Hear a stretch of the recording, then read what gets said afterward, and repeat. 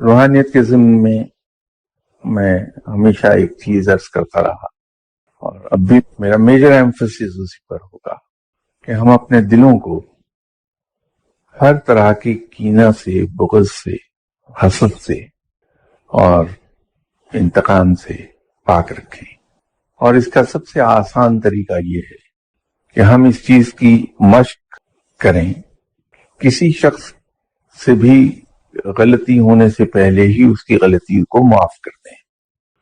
یہ در حقیقت اس چیز کی مشق ہوگی کہ کوئی شخص ہمیں نقصان دیتا ہے، ہمیں بدنام کرتا ہے، تہمتیں لگاتا ہے، ہماری جڑیں کاٹتا ہے، ہمیں نقصان دیتا ہے، تو ہمیں برا نہیں لگے گا. ہم دھیرے سے مسکرائیں گے اور بات ختم ہو جائے گی. تو جب برا ہی نہیں لگے گا تو دل میں کیا بیٹھنے کوئی بات. اور جب دل نہیں دکھے گا، دل میں بات ہی نہیں آئے گی، تو کسی کے خلاف کدورت کیسی اور کینہ کیسا اور انتقام کیسا بعض کا ہوتا ہی ضرور ہے.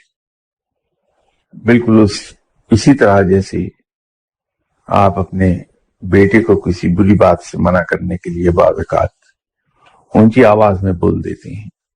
آپ کی آواز میں ظاہراً غصہ ہوتا ہے، لیکن بیٹے کے لیے کبھی دل میں غصہ نہیں آیا، وہ اسی لمحے ختم ہو گیا جو ہی ہم نے کچھ کہا.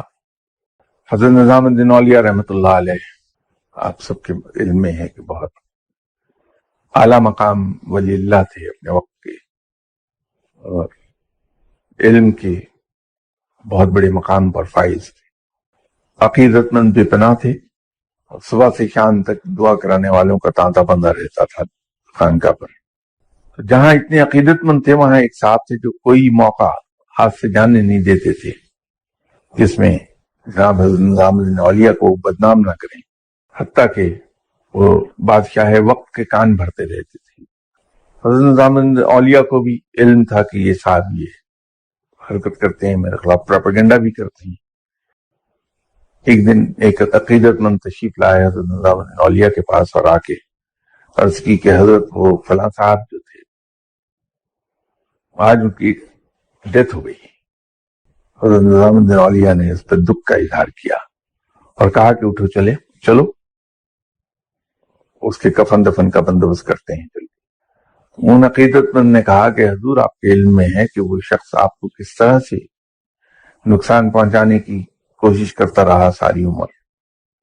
کہا کہ ہاں میرے علم میں ہے، اللہ اس کی مغفرت فرمائے. حضرت نظام الدین اولیاء اٹھے ہوتے جگہ سے تشریف لے گئے اس آدمی کے گھر عقیدت مندوں کے ساتھ، اور جا کے اپنے دستے مبارک سے اسے غسل دیا، اس کی میت کو جیب سے کفن دفن کا بندوبست کیا اور اسے قبر میں اپنے ہاتھوں سے اتارا بڑی محبت سے. تو جب ہمارا دل صاف ہوتا ہے کسی شخص، اس میں خلق خدا کے لیے محبت ہوتی ہے، اور اس کا فائدہ کسی اور کو نہیں ملتا، خود فقیر کی ذات کو ملتا ہے کہ اس کے درجات بلند ہوتے چلے جاتے ہیں، کیونکہ یہ آپ صلی اللہ علیہ وسلم کی سنت ہے.